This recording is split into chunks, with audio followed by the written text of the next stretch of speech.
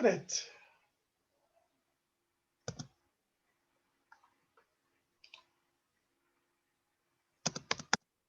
How do you back up?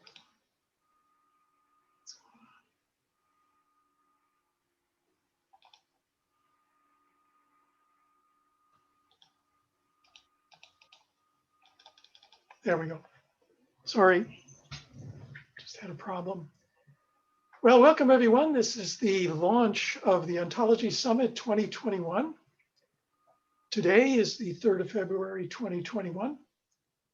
Our theme this year is Ontology Generation and Harmonization. And I'm going to be introducing this topic, trying to give you an idea why we decided to make this our topic.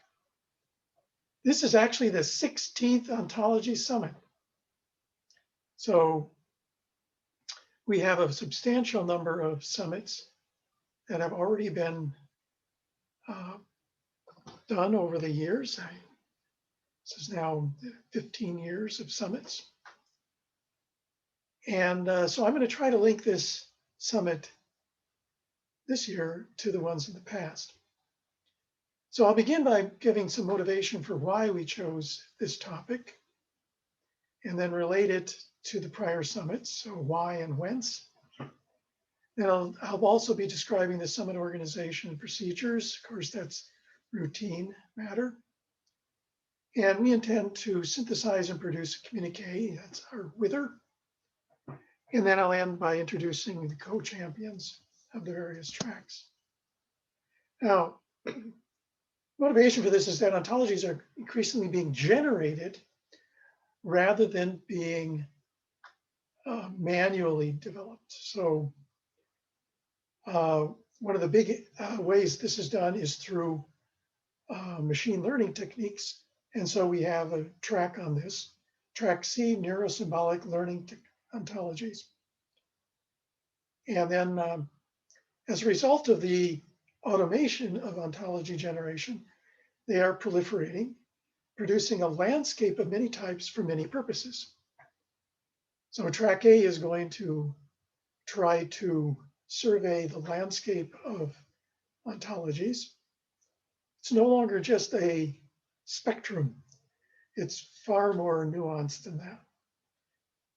Then the large variety of ontologies has made it difficult to communicate about them and between them. There is now a need for harmonization, lest we have enormous numbers of silos.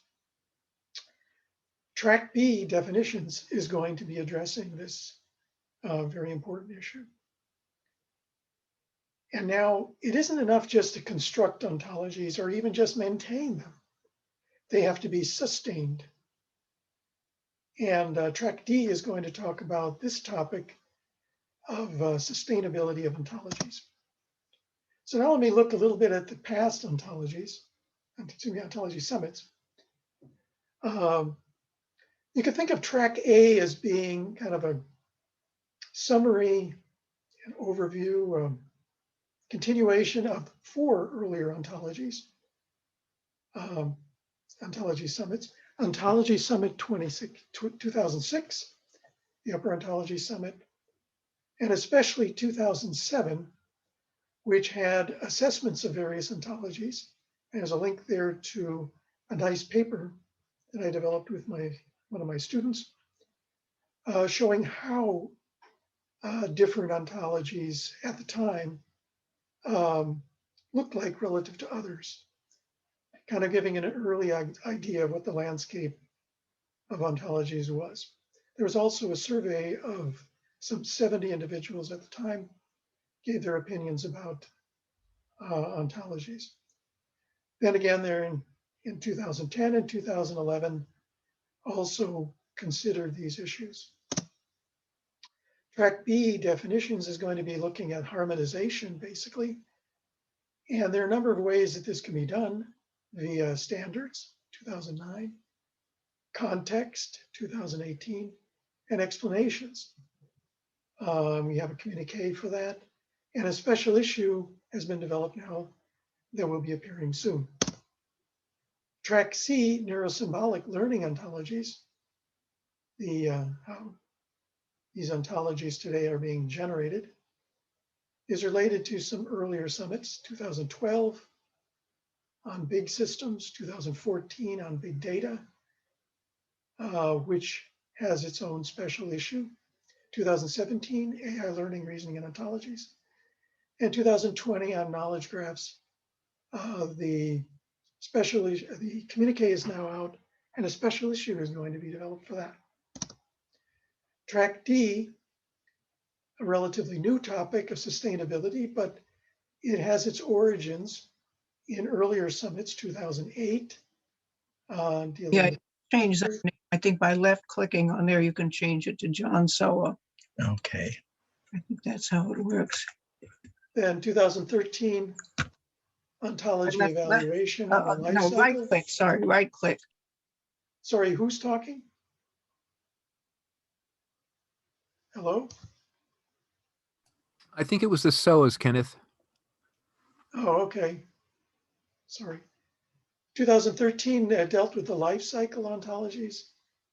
In 2015, we looked at smart network systems, again, basically an ecology of ontologies. In 2016, explicitly talking about ecosystems. So think of track D as being, and all of the tracks basically, as continuing and capping off and then further developing each of these groups of earlier summits. In track D, Leah will be speaking in a moment.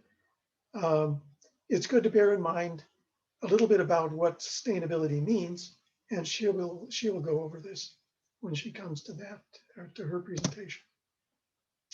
And the basic organizational aspects of this summit. Again, it's every Wednesday, same time of the day, Eastern time. There'll be a slight adjustment for a couple of weeks when the daylight savings time is different in the United States and Canada versus Europe. But we're going to use the same Zoom URL, same chat room every week. There will be a meeting page each week.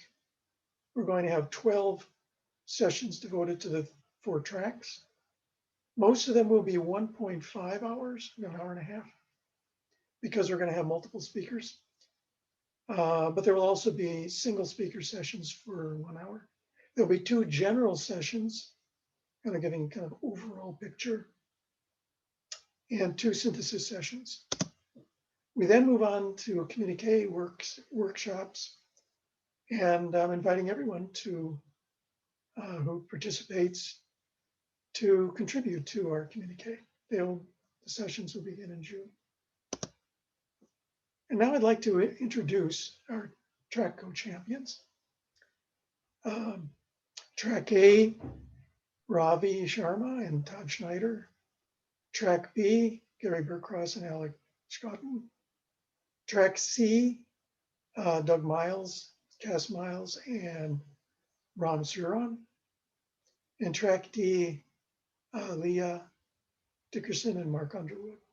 So let's begin with Ravi, who will be talking about track A, the ontological landscape.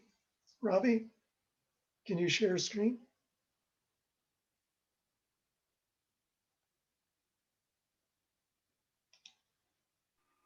Sorry, can you hear me now? Yes, I can hear you.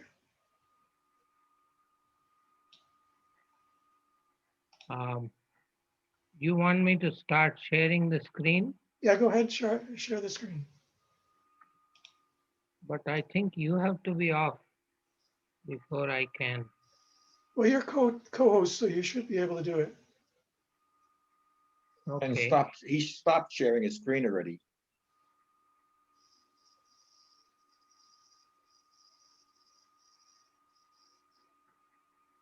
Can you see my screen now?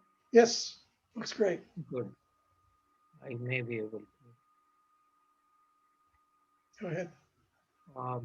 Just 1 second. I'm trying to adjust so I can see the slide fully myself. Thank you.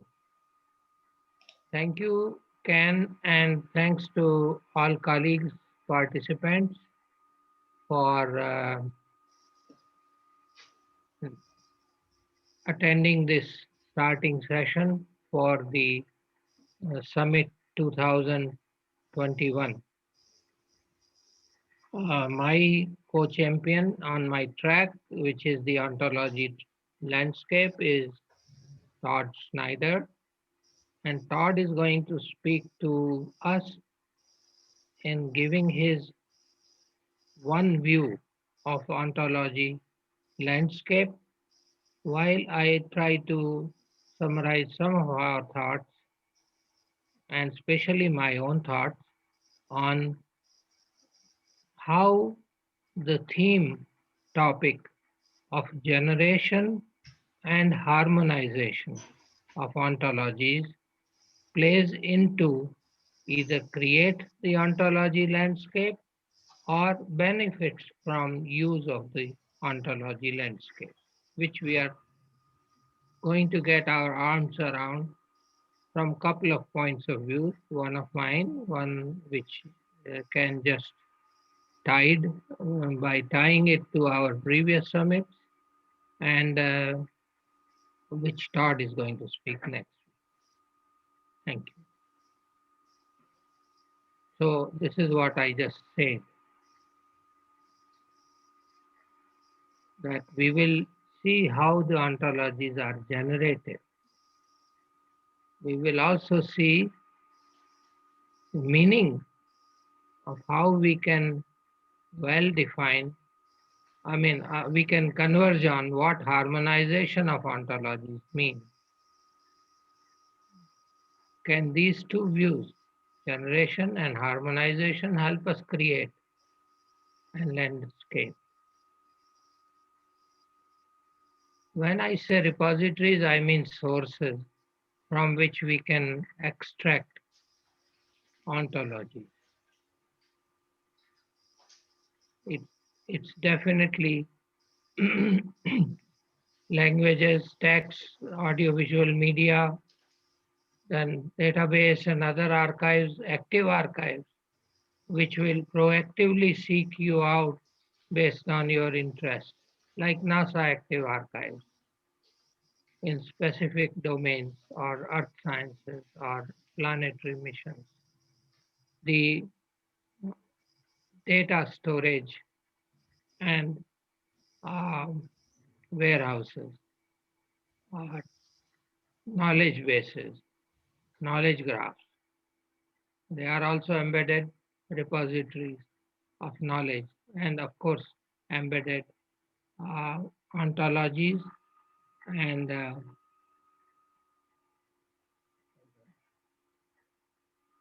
last is World Wide Web, which of course figures in all RDF constructs. Next slide is technologies and tools that we use. And these technologies and tools are content related, format related, and transport related. Self-explanatory, we talk of languages, we talk of query languages, we talk of transport languages like XML. XMI is more an interchange, like business process modeling, and where graphs, even in XMI2 now, you can probably exchange business process modeling graphs also. So there is a lot of semantic meaning embedded. Frameworks, there are two that I'm putting on this as example, RDF and MOF. And then we are saying that this lowest one is probably where the meat is, logic and graphs, first order logic, and the languages which even John will describe us in more detail that relate to tools and technologies. Now there are similarly learning tools and technologies. If I'm a child, I'm thinking of very early learning visuals, which my mom shows me, and making some kind of logic and reasoning that something is going to fall down or is going to go up or fly, make some initial mental models of my learning. And then I start learning languages, then I get into more a grown-up age and get into young age of information technology, conceptual models, etc., etc. So we can go down. Again, complexity increases as we go down, and we are hoping that knowledge representations and ML, AI, and neural learning give us the tools for generating ontology. Ontologies have a hype cycle like Gartner's hype cycle. They are conceived, whatever purpose they are meant for, whether foundational, domain, or whatever, as Todd would say, these have their period of usefulness based on hype cycle, kind of life cycle. So those phases are listed here. Now, I think we all struggled with what is meant by harmonization. Is it just upper and domain ontology integration and just drill down? Is it overlap in domains or other areas of overlap like vocabularies and dictionaries, data dictionary? Is it extension through enterprise or federation? Is it starting with master data and things of that sort? Ultimately, semantic integration of ontologies, where one ontology to another is harmonized if they both lead to same kind of logical and semantic meanings when they are harmonized. So what can landscape do for easier generation and harmonization is a question. Now, I think everybody knows that it's not done deal on harmonization. And we hope this summit will give us deeper insights into what we mean by ontology harmonization. John Sowa has done already published in his ESWC website, which is right here. And these are some of the slides that I am just mentioning. The rest will be covered by John and other speakers that relate to harmonization.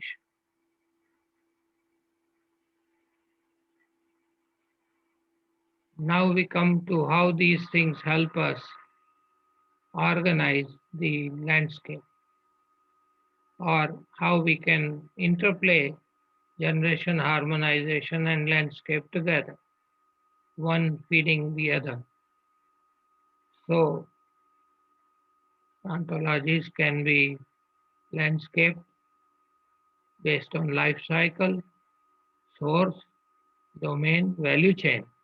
Value is from data to information to knowledge and knowledge representation based on logic, based on intended results.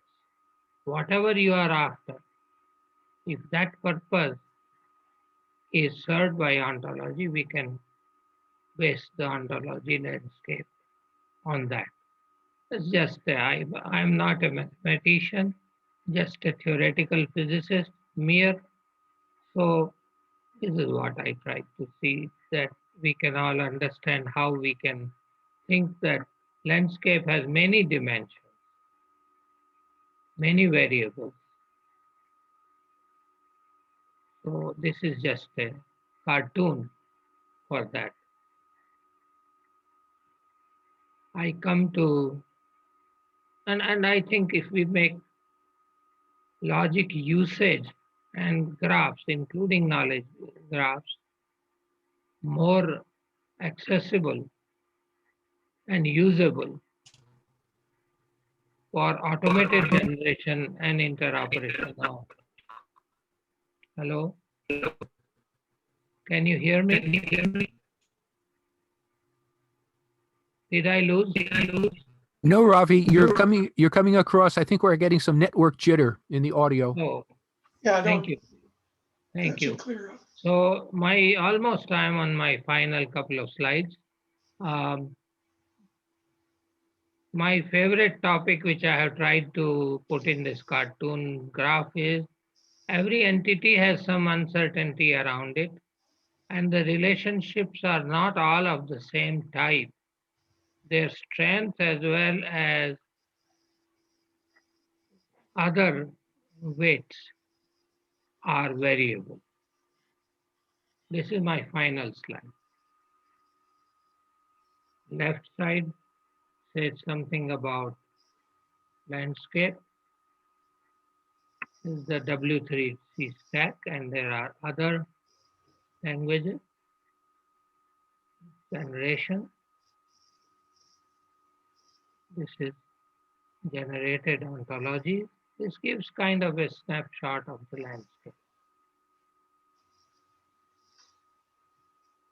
It is, if I'm a gardener, I understand landscape. If I'm a geologist, I understand the topography certainly as a landscape. And then if I'm a thematic mapper, then I know where agriculture is the landscape, where water is another view, and forest, etc. So with this, I will stop, and thank you, unless there are quick questions. Thanks, Ravi. You're welcome. So now let's move on to track B. Gary? Robbie has to stop sharing. Robbie has to stop sharing so I can share. How do I? Right. On the top, there should be a stop sharing option for you, Robbie. On the top. Ah, that does it. Let's see if I can share now. Thank you.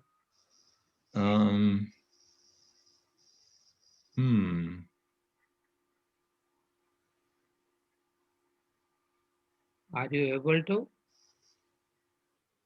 I'm just trying to find my slides here on my share here. I'm seeing everything but my slides. If you open your desktop, if you open your screen, you might see a lot of things interfering, and it will show you one of yours as the slide set. That's how I did it.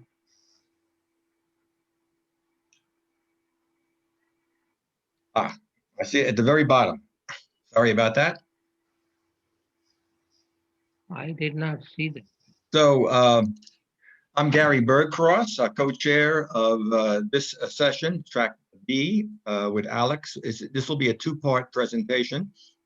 I assume you can see my slides now. I'll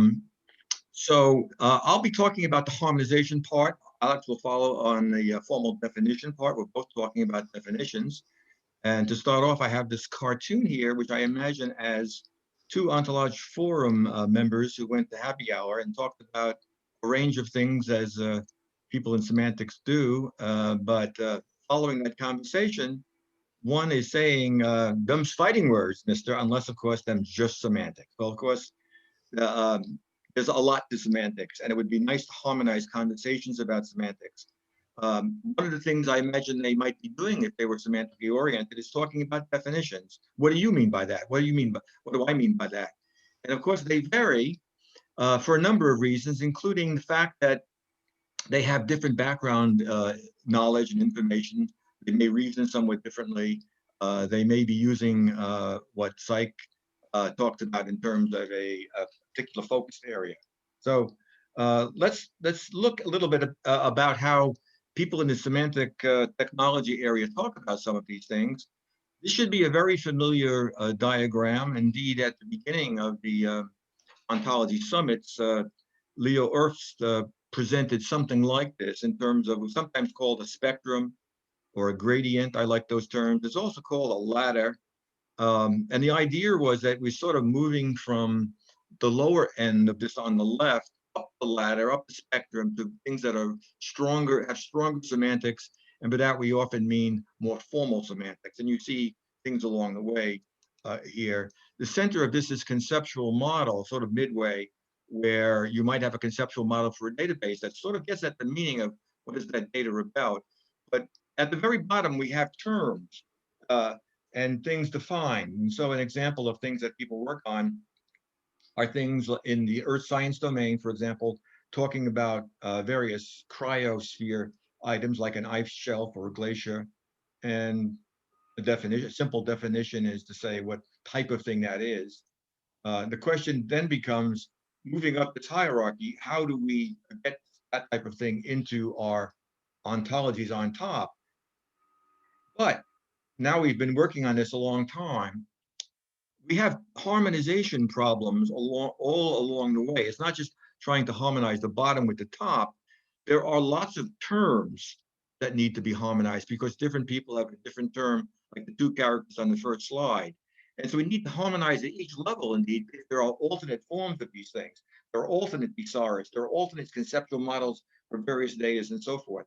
So we harmonize on each level and then try to harmonize the levels. And I'll talk a little bit about that and the session that I will essentially have in 2 weeks. We'll talk more about real work doing that type of thing with the cryosphere. So as it says here, we may have to harmonize between levels and sources over time. Now, this slide, I won't go through in detail, but that ladder or that gradient introduced a lot of ideas and people work on things. So for example, there's been a lot of work on harmonizing metadata and tagging. The schema.org, for example, effort is the idea of standardizing certain tags so people can find data. I note here one of the problems, you take a simple concept term like forest, and according to Wikipedia, there's no universally recognized definition. Indeed, there are, according to Wikipedia at the time that article was written, 800 definitions used around the world. So that's obviously a challenge. Sometimes these are because we have common sense layman type of experiences with forests, and then there are technical definitions.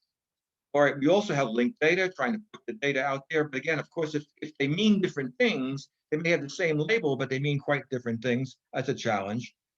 People harmonizing vocabularies use scarce. I'm not as excited about scarce, but it is a way of sort of at least aligning some different vocabularies. But one of the ways they do that is having these very weak semantic ideas of broader or narrower.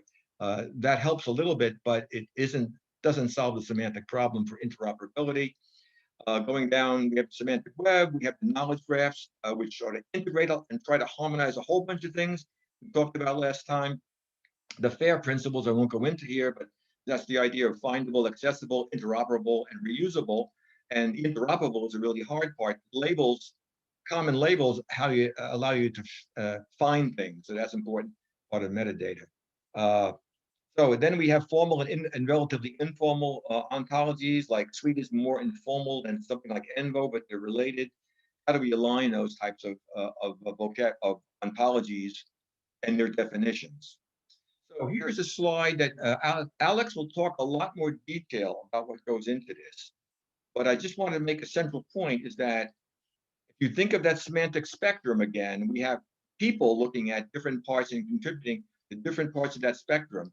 And we have to harmonize people along that spectrum, as well as the ability for computers to process things along that spectrum, get better at the top end of that spectrum than at the bottom. So how do we do that? How do we bring these two harmonizations together? Well, when we just look at definitions, there's works we can do directly on definitions so that I know in talking to somebody else what I mean by forest. I talk about things like the necessary conditions. I say, oh, you're talking about Everest as a mountain.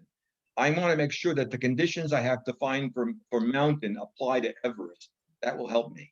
There's also what's called taxonomic schematization, the axioms of a class's logical definitions apply to the templates for axioms of the subclass, as well as the contents of the textual definitions. That is to say, what you hear in a good definition, you can see in the axioms. And if you're looking at class-subclass relationships, you understand that subclass has all the axioms that apply to the class. And that makes it for a good ontology. Okay, so to move to an actual semantic harmonization I participated in, some people may know I ran for a long time these 3-day voc camps that tried to do some of these efforts to build little patterns on certain concepts. You also might have heard Ruth Dorr talk in prior years about her efforts to harmonize cryosphere vocabularies. Well, it turns out that we brought these two efforts together following a meeting in Toronto where Mike Gruninger hosted, and a suggestion coming out of that we should continue to participate and use some of the ideas generated at these upper level ontology discussion. So I formulated a sort of a voc camp hackathon that Ruth participated on with many other people, and we developed a conceptual model for some of her definitional terms. This proved so exciting that we continued to do this under ESIP, Earth Science Information Partners, on a regular basis. And so Ruth's harmonizations and the conceptual model then was sort of incorporated into an ontology that is part of the OBO Foundry and the ESIP people are interested in, called ENVO, the environmental ontology. And you see a little piece of that here where glacier falls and some of the subtypes of glaciers and things of that nature.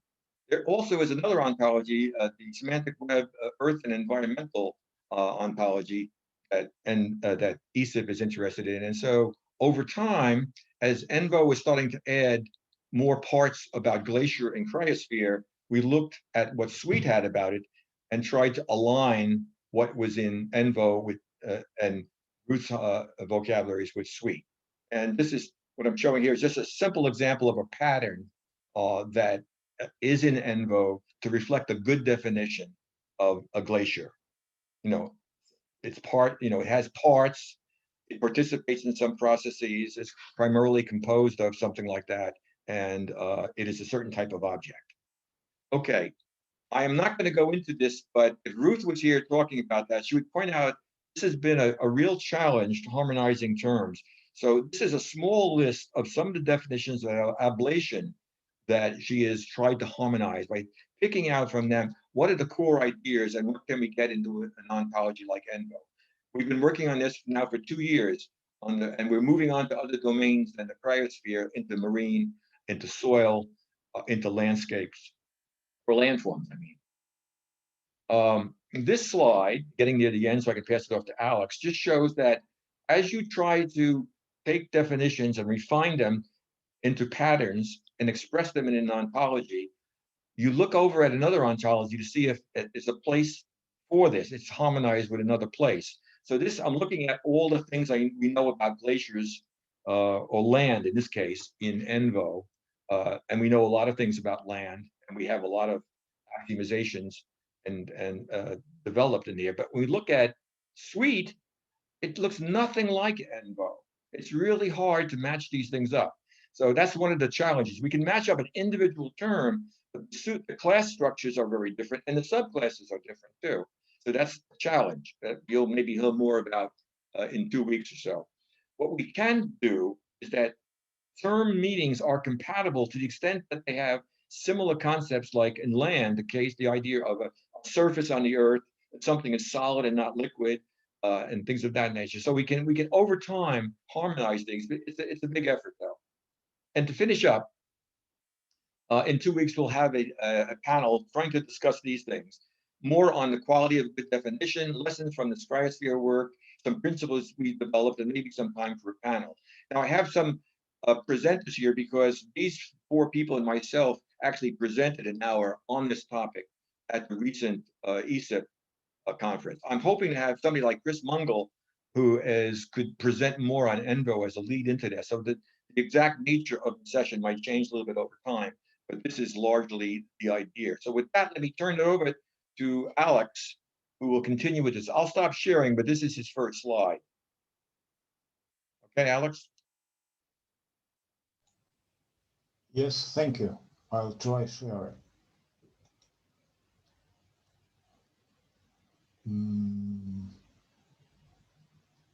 To say frankly, I don't see my particular PowerPoint. Maybe on the bottom. Yes. Can you see it?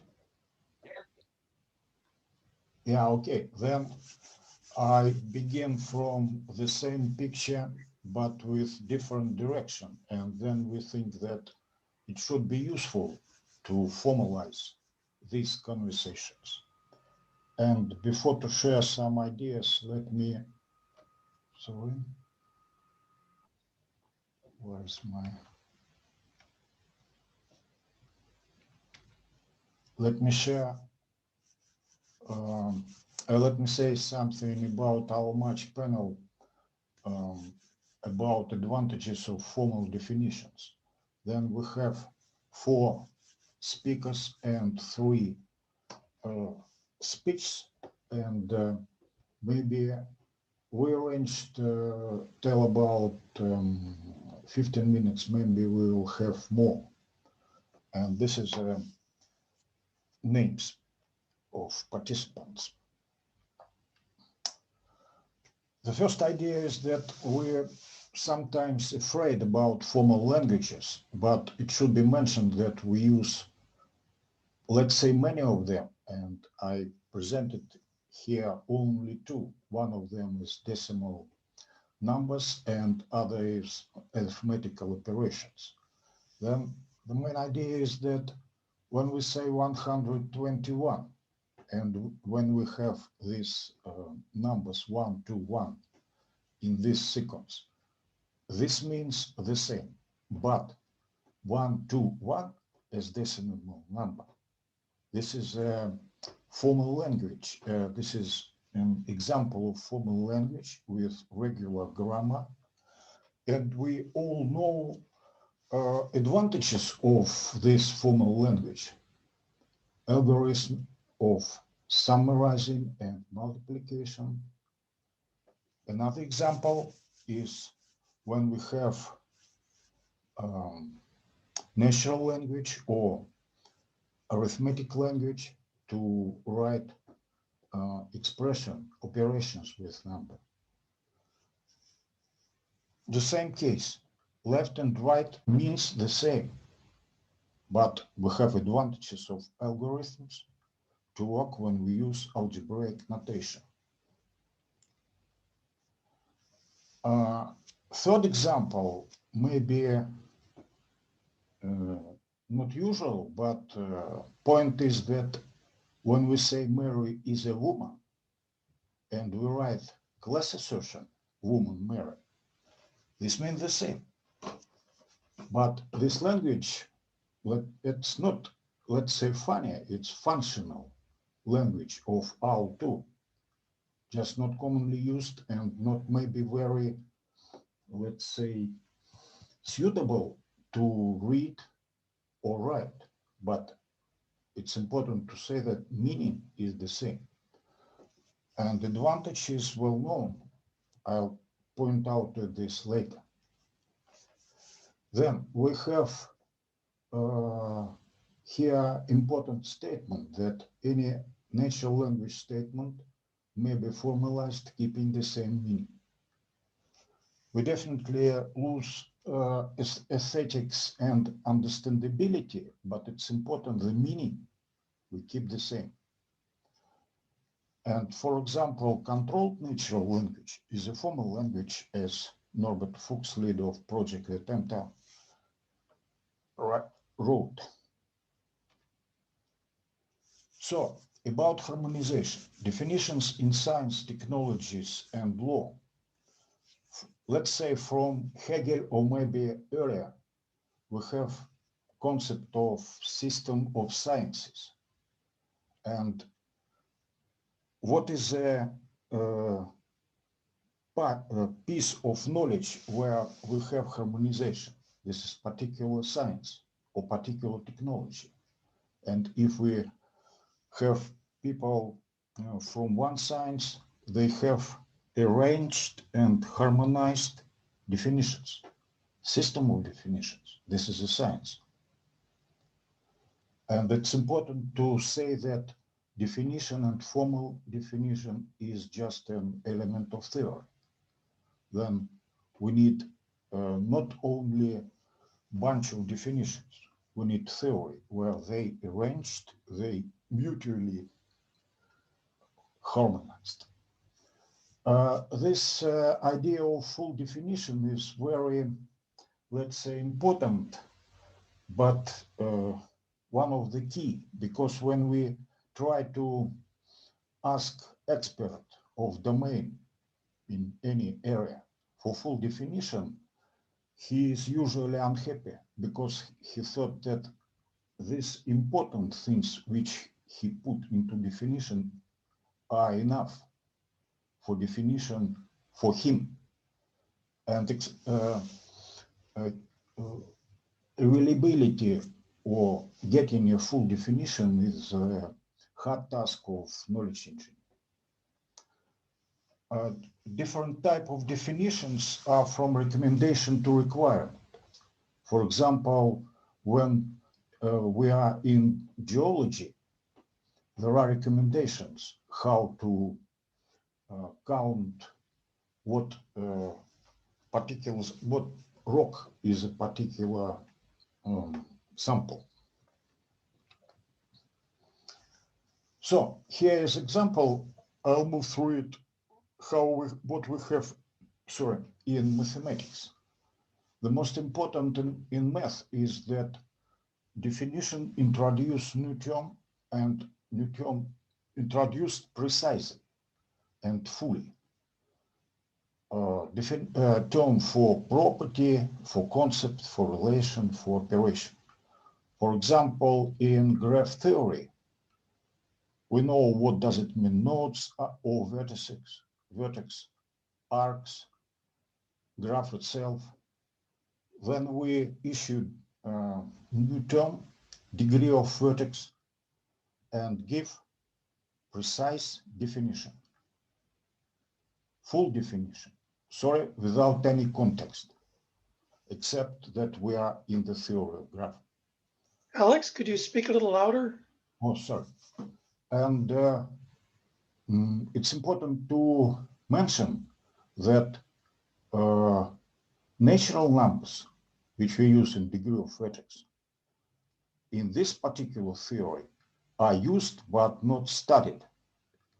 It's important for ontologies in many areas. We just use numbers. So it's important to say that formal theory structure is very simple.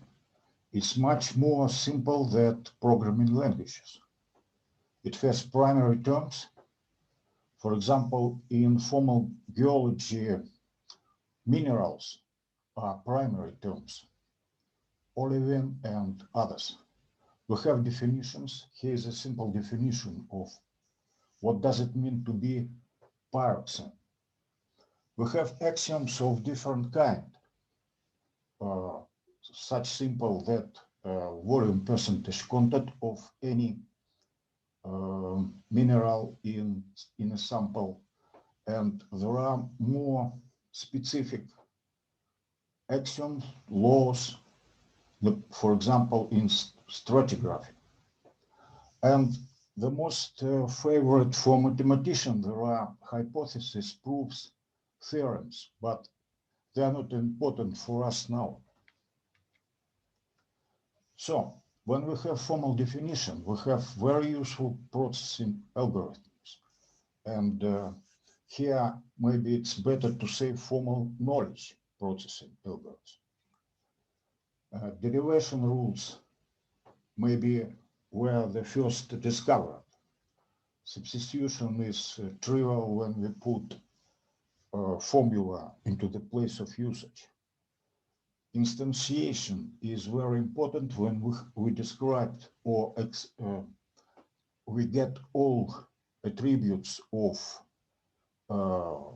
object, and then we have definition of concept, and we may automatically make this assignment instance to concept. Satisfiability is that our definition of concept is not contradictory. consistency of whole system of definitions and axioms. Very important when we have a lot of them.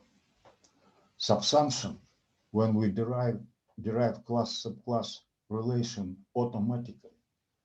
And look, classify, in this case,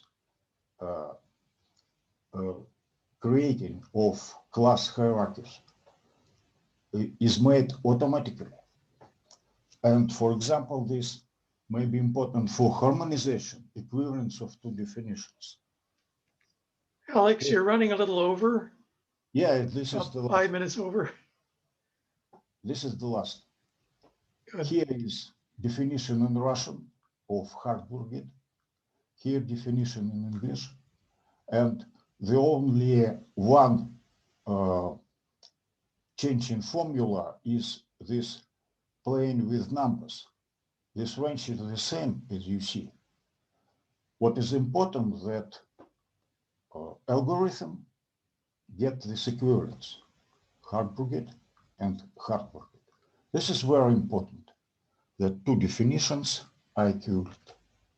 Oh, sorry, then summarum, I told only two important things. Today, ontologies are loosely formalized and well-documented formal theories.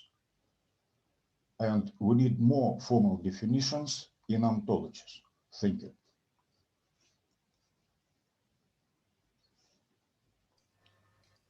Okay, so let's move on to Ron. So Ken, how do you want to do that? Just me share the screen, or you want to put it there? You should be able to share. Let me see if I can get into, oops. It's not what it is. Says I cannot share if someone else is participating.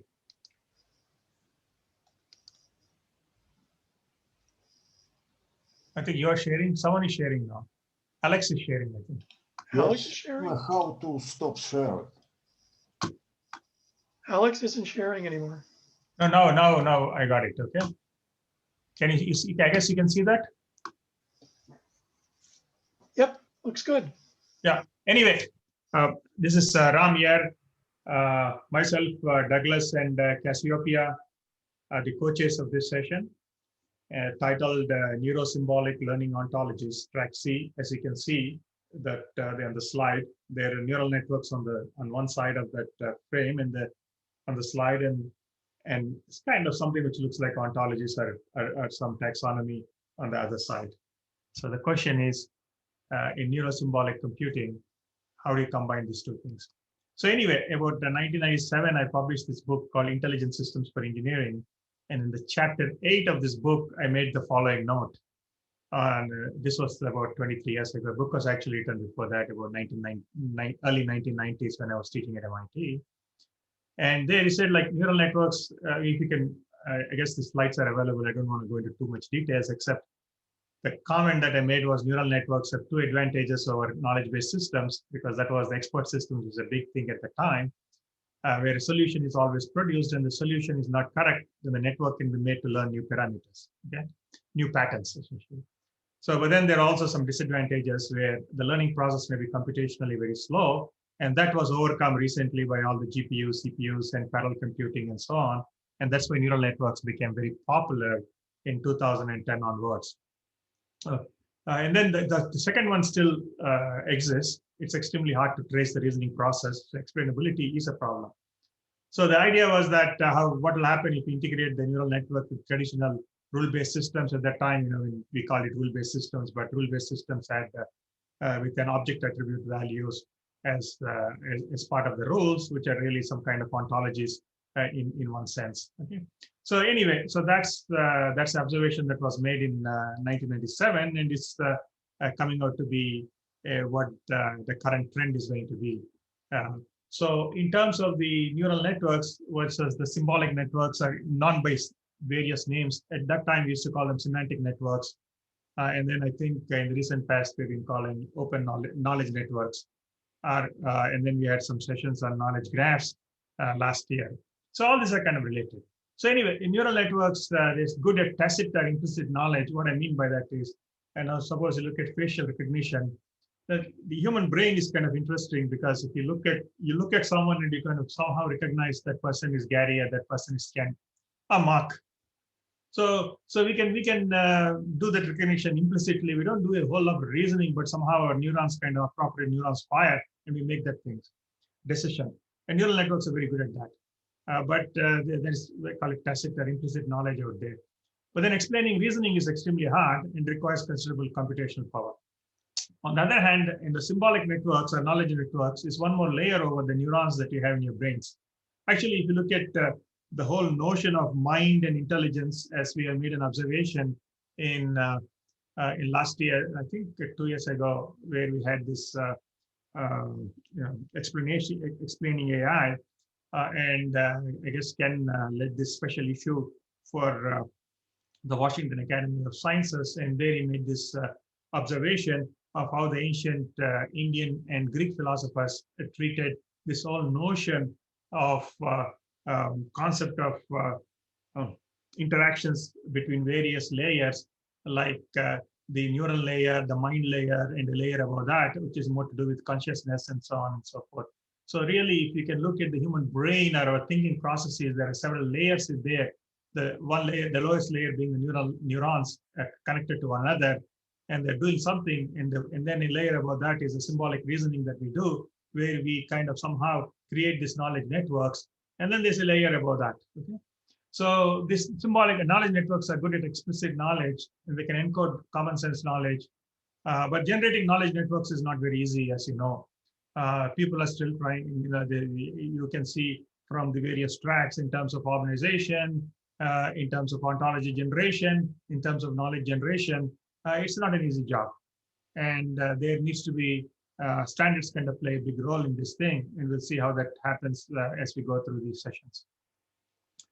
So, so what does it mean? What does this whole thing mean for ontologists? So the idea is, how can you use neural networks by using the techniques in, how do you can generate neural network ontologies, by techniques used in neural networks. So generation of ontologies is one aspect of it. But then you can also use ontologies to develop better neural network models.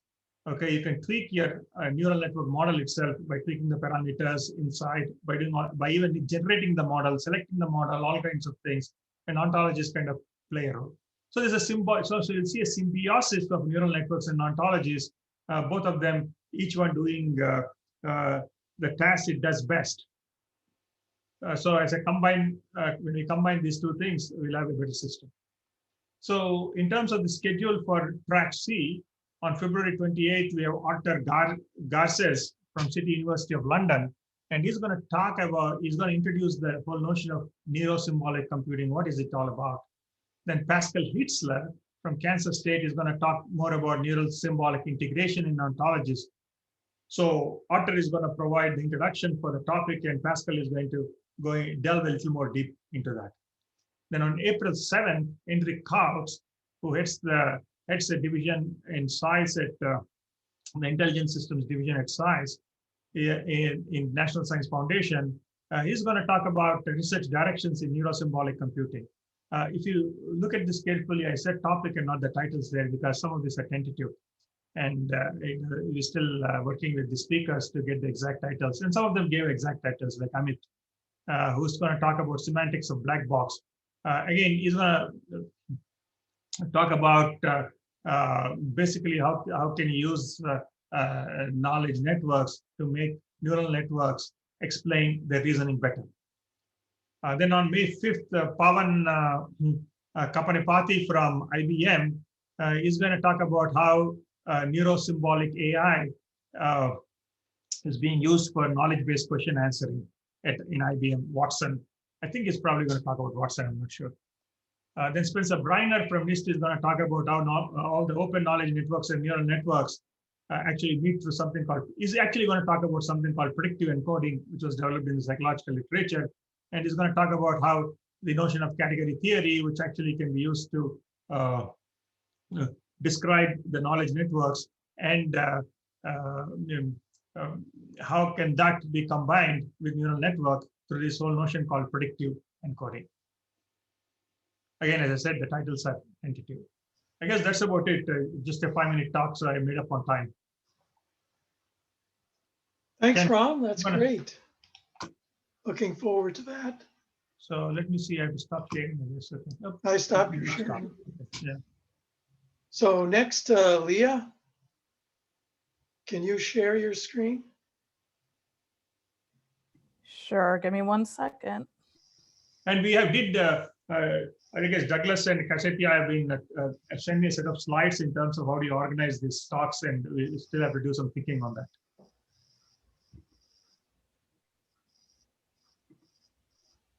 Okay, there.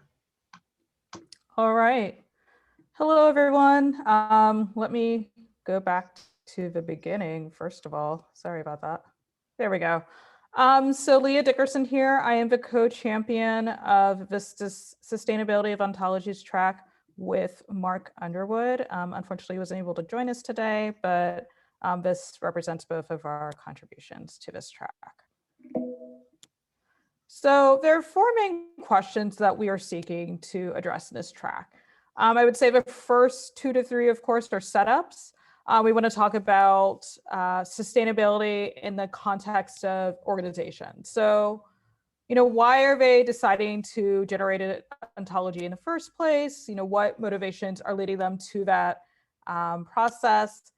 What are they choosing to use as their core content? I think a few other speakers already touched on this. What other ontologies, vocabularies, whatever sources are being used to bring in to whatever they're creating, and where they are choosing to focus their harmonization work.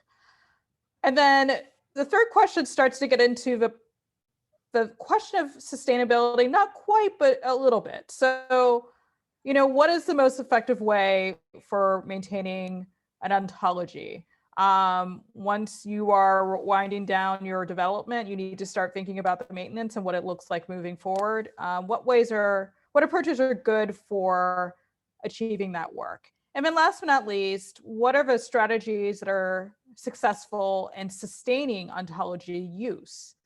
As we all know, encouraging long-term use of ontologies is a challenge, and we're interested in finding out from organizations that are embarking in this work, what has worked for them, what strategies are they using, what approaches are they using, and this element of sustainability is also touched upon in track A bit as well. So what is sustainability? Ken had sent me a really great graphic that is more similar to what is on the left. And this is what you'll traditionally see when you're seeking out information on the 3 pillars of sustainability. This nice Venn diagram showing the ideas of economy, society, and environment in some form, overlapping to one another, and in the center, creating sustainability.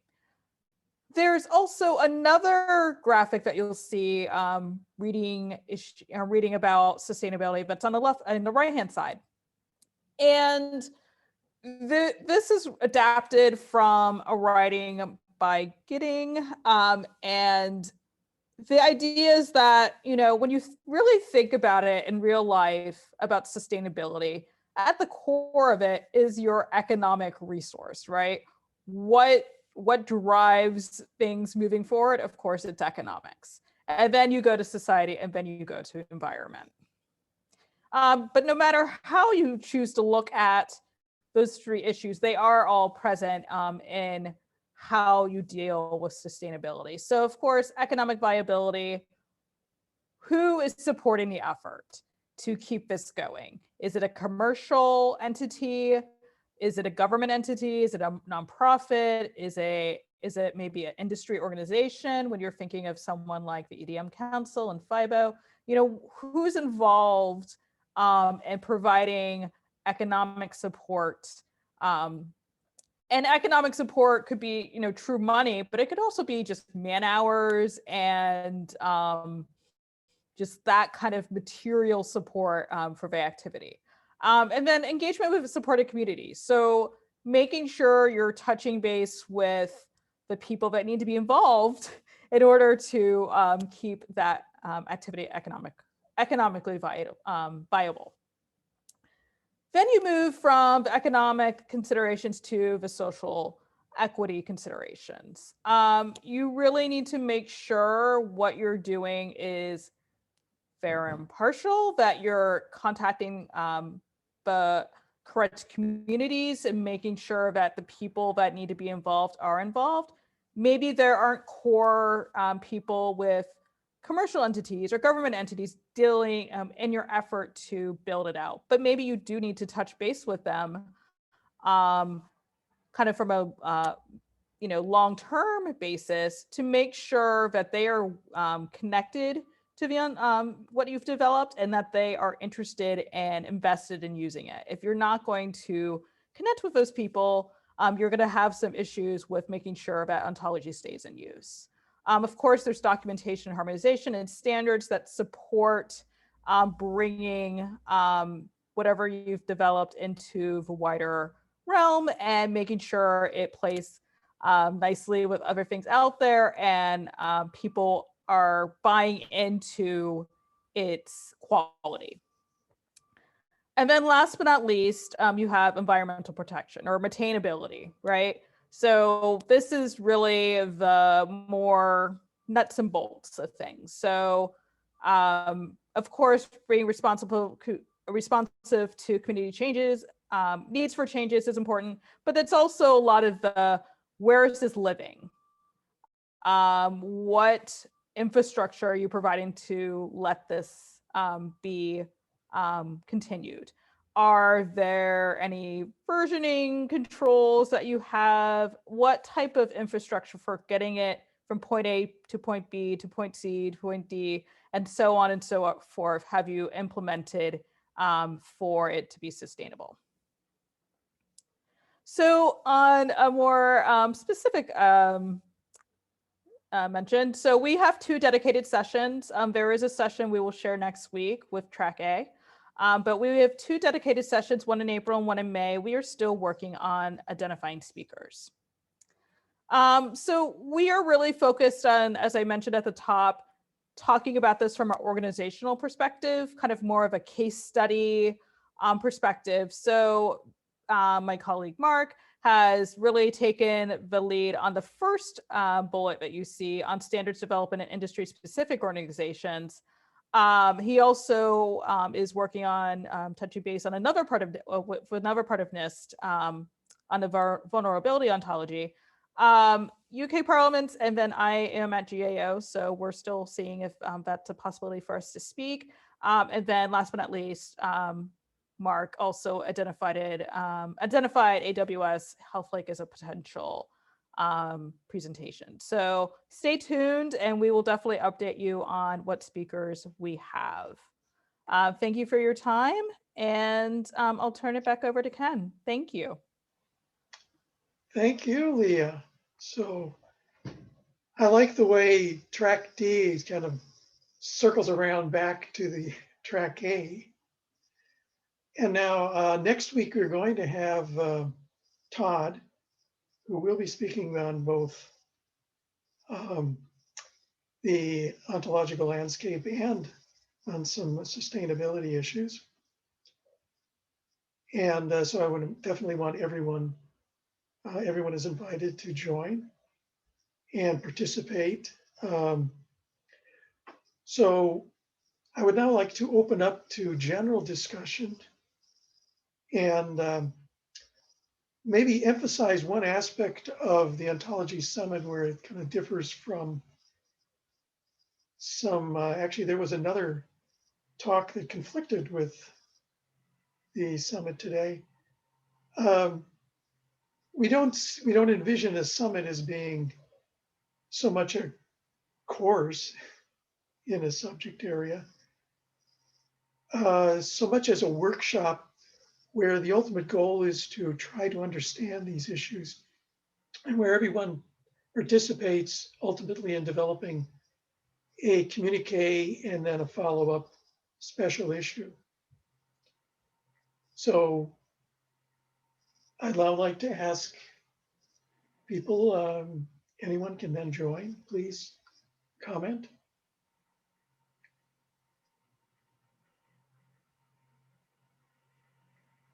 Unmute yourself, please. If nobody has, I have one for Ram. Go ahead, Ravi. Ram, where would you put mindfulness or intellect and mind in your two descriptions, neural or semantic?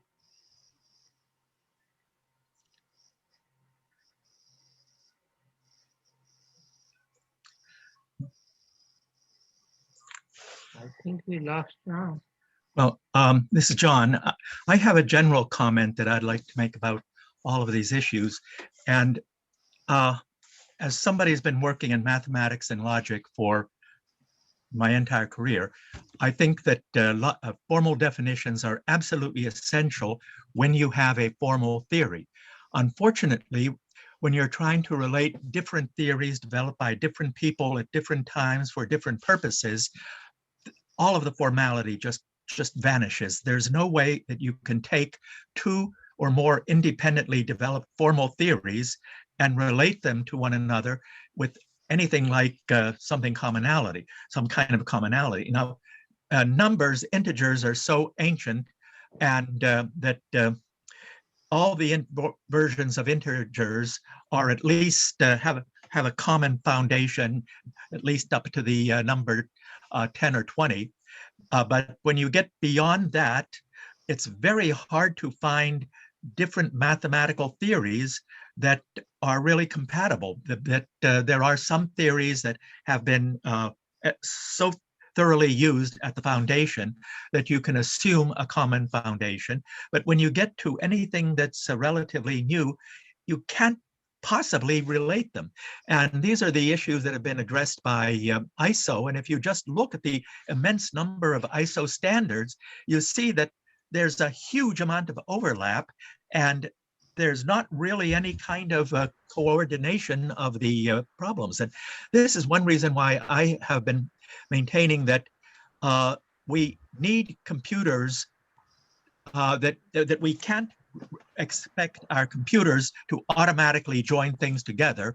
But what we can do is use a collaboration between humans and computers to resolve issues. So the term that I like to use is human-aided computer system, so that the computer system will be guaranteed to design a perfectly consistent ontology, but whenever it runs into a problem, it asks humans for help. And one of the points that Ram was mentioning is about explanations. The neural networks are terrible, absolutely abominable for generating explanations, but that's where humans are best. And that's where a good computer system can use the neural networks for recognizing patterns, but then for explanations, it can ask questions of the humans to have the human help the computer with the doing the hard parts, which are coming up with new concepts, learning new concepts, new theories, and explanations. And I believe that's where where we have to go. We can't really assume that just having systems that are formally defined will automatically make them compatible, because what we'll get out of that is just an immense number of silos, because every formal system is its own silo, unless it was built on top of another formal system that it assumes for some preliminaries. So the problem is formalization is not going to help. John, yeah, I looked at your comments on the chat, and the first thing you mentioned is lexicographers. And indeed, we are trying to get a lexicographer to give a presentation at one of our sessions. So we're very much aware of the fact that lexicographers have a long history. They have a lot that they can contribute to our field, and we really have not been, very good about bridging between these two fields, lexicography and ontologies. And I think both, we can definitely take advantage of this. I think it would be very helpful Yeah. for us. But one point, Because you mentioned that formalization will do nothing. I would say that's not accurate. Formalization can make it worse. okay, yes, but when it gets to lexicographers, I know many lexicographers, some of whom know practically nothing about formal systems. And what you really need are people who can cross the boundary. And my favorite philosopher, C.S. Peirce, was a pioneer in logic. He knew logic backwards and forwards. He's worked on that all his life, but he also worked as a lexicographer, an associate editor of the Century Dictionary, for which he wrote 16,000 definitions. So he knows how to write definitions for a dictionary that humans use. He also understands logic, and he understands the problems that relate the two. So in getting a lexicographer, it's important to find somebody who also knows something about formal logics and computational systems, because you need to relate the two. Oh, yes, we're definitely looking at such people right now. It'll be one of the later sessions, of course, but yeah, I hope that you will give us some insight into this as well. You're going to be speaking on March 24th, right? Right, and and after listening to today's talks, one of the things that I plan to emphasize is the issue about how to design systems that where the computer generates an ontology that is guaranteed to be consistent. The idea of proving consistency is very difficult. However, it's much easier to design, to set up rules that guarantee that the result will be consistent. So you will always have a consistent system by design. However, the problem of doing these issues of relating it to other systems and getting explanations, you want a computer system that asks humans for help. And I think that's the most important thing, to have a collaboration where the humans are really in control of setting the goals and the intentionality and the purpose. So purpose, intentionality, goals, and explanations, that is the domain where humans are superb compared to computers.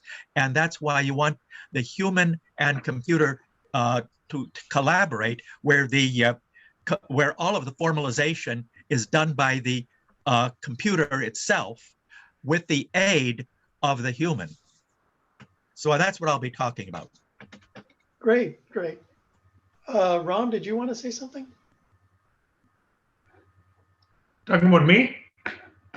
I didn't put my hand up, but okay. Yeah, I think John has a point on in terms of the human-computer interface, and the problem is that has not been thought out very well in a lot of the work on ontologies and things like that, and whatever we have done over the past. And so there is an element in there that we should, I think John said he's going to talk about, so maybe there's going to be good discussion of that. Yes, I agree that there is some work that has been done, and I'll send a note to Ontolog Forum about that and copy to the summit. Okay. I have a question. So Ravi, yes, I guess we haven't gotten to your question. Ram, I asked you a question, but you were off the participants for a minute or two. No. What happened was that suddenly, by mistake, oh, it's a human problem here. My computer shut down, so I had to restart the thing. So. Okay, my question to you was in a way, a little bit involved, but maybe. Where your question was put on the chat? No, I'm asking again. Yeah. I did not formulate it on the chat yet. Okay. There are concepts like mind, intellect, and mindfulness, right? You are familiar with them. Oh, yeah. I mean, we are getting into philosophy here. Okay. When mind is on a thought and your intellect is following that thought, then you are tuned. Mm-hmm. I'm trying, my best to explain this in English, although could be better in Sanskrit. But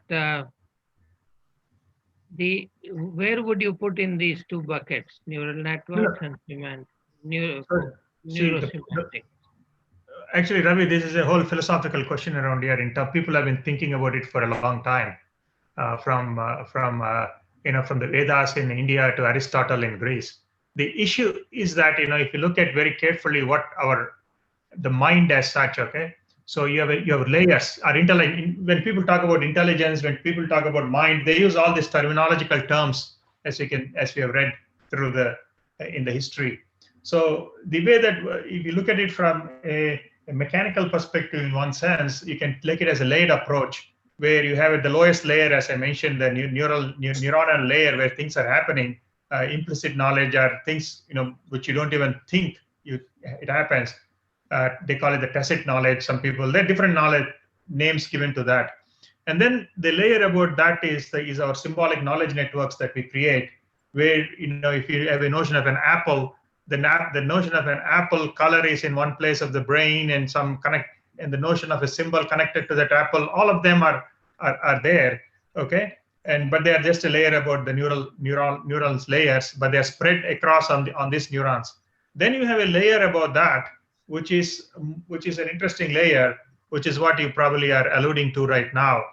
That is, how are these things focused in the first place? Okay, because why are some people appear to be more intelligent than other people, or at least rational? So it's all perspective anyway. Context plays a big role in that. So we have done our summits in terms of the context, in terms of knowledge networks, in terms of the life cycle. All those things kind of merge in some way. But then there is a layer above all these things which we cannot computationally we cannot explain. But also there is this whole notion called consciousness of the system. So AI and consciousness is another area which is being pursued on right now. So that's probably where you are going to, Ravi, the consciousness aspect of things. Yeah. Because are the AI systems consciousness is the question. Good. Or do they have consciousness, whatever it is? Okay. Yes. Another take is when you do fMRI of the brain lobes, you see different areas and lighting them in different geographic 3D area. Is there any significance of that with respect to my question? That's electromechanical aspects of things happening in some sense. Okay, that's physical. Actually, not even electromechanical. It's physical sense. Physical things are acting, but the question is that the layers. There are certain layers which we don't have the appropriate mechanisms to measure. You can measure some activity in the brain, like for example, right now I'm talking, and as I'm talking about ontology, certain parts of my brain will light up. Okay, that is based basically on the what is that glucose levels or whatever, depending on what scan I do. Okay, so those are the kinds of things that are being measured, but those are all the physical things that are measured. But then there is a layer above that which is more abstract, which I don't know how to measure that. Like take for example people who do meditation. Okay, that's a good example, and there's a lot of work done in Harvard Medical School on that, on people who do meditation. There's certain things which happen there. So actually they're happening in the physical part of it also. Now the interesting part in all these things is the meditation. If you look at it, it's basically, as you know, if you go to something called transcendental meditation, you are actually saying a word, a mantra. And that mantra, whatever happens, is going to have a physical effect on you. Like, for example, certain brain waves are controlled through that. Okay, so as a result of that, that will go and control your immune system. So this abstract thought actually is going to control your physical human being. So your immune system actually gets strengthened by doing this abstract thought. It's the other way around, like the physical system controlling the abstract thought. Now the abstract thought itself is controlling the physical system. And these are the things which people have done in terms of meditation and so on, either the Buddhist meditation, transcendental meditation, or whatever you can call it. Did I answer part of it? Yes. Thank you. So the key thing is the thought is translated into some physical action. So that part how do people do it is a key question, and the theories about it and how it's done. People say, yeah, there are, your brain has got all these cycles, waves, alpha, beta, whatever it is, theta waves, and certain of those waves are controlled by your thought. So, and those waves have an effect on your immune system, on the physical system, and that's how this happens. Again, that's a theory. Good, good. Somewhere the action and thought have to connect, and you explained in a good way. Thank you. Any other comments, issues? It's I see interesting some to of our- formalize intuition. How do you formalize intuition is a different question completely. Maybe John can throw light on that. Well, a little bit, maybe.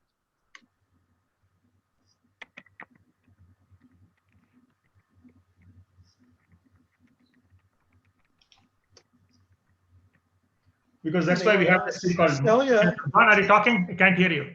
Celia is on, but. Yes, hello. Oh, hello. Welcome. Thanks. I was thinking if I may interrupt or say something here. So I have a paper where I studied like kind of the continuum from lexicographic dictionaries to ontologies and how that kind of shows up in the definitions and what kind of functions result from the kinds of target audiences and the resources that are being used. So if you have a lexicographic dictionary, it's how it differs from a terminological dictionary and how that differs from an ontology. And so, yeah, I can point out the paper there and I could talk about that if you're interested too. Oh yeah, I think we've got you in one of the sessions. Yeah. But in that session, I was going to talk about something else, but if you're interested in. Oh, so maybe we can have you in two sessions. I don't know. I'm just saying that if I can send you the paper and then you can see. Yeah, I think that would be quite valuable. Yeah, okay. So send me some email, we'll see about scheduling. Yeah, no problem.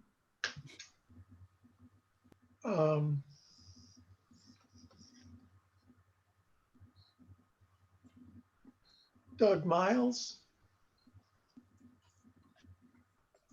Anything to add?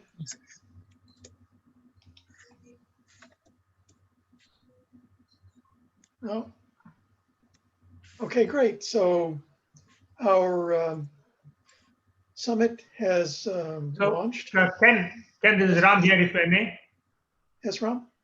Yeah, so how do you increase the participation?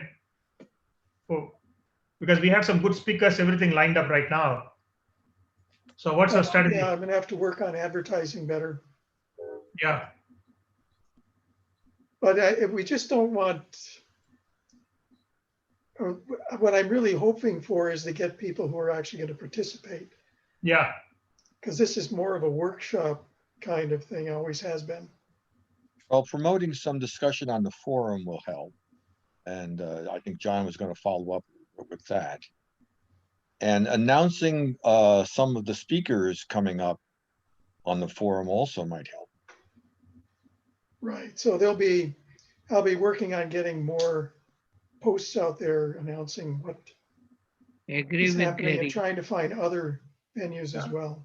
Because one of the things is, like, for example, like Henry Kautz is going to talk from an NSF perspective, and that is going to be of interest to a lot of people working in that area, because he's going to tell them what are the research directions that NSF is looking into.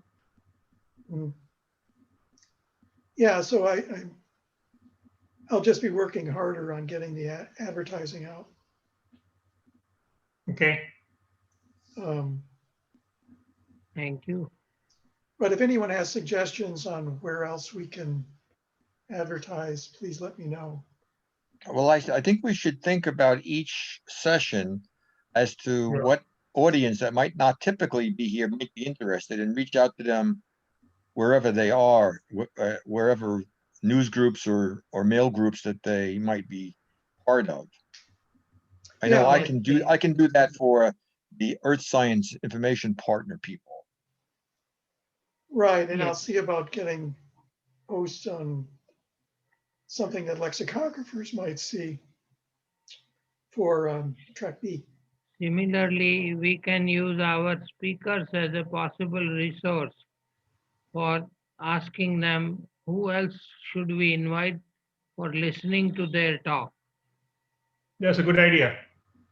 And yeah, I think the other thing is LinkedIn is another place that we might want to, that you can do it in individual sessions. I will be happy to post the list of speakers.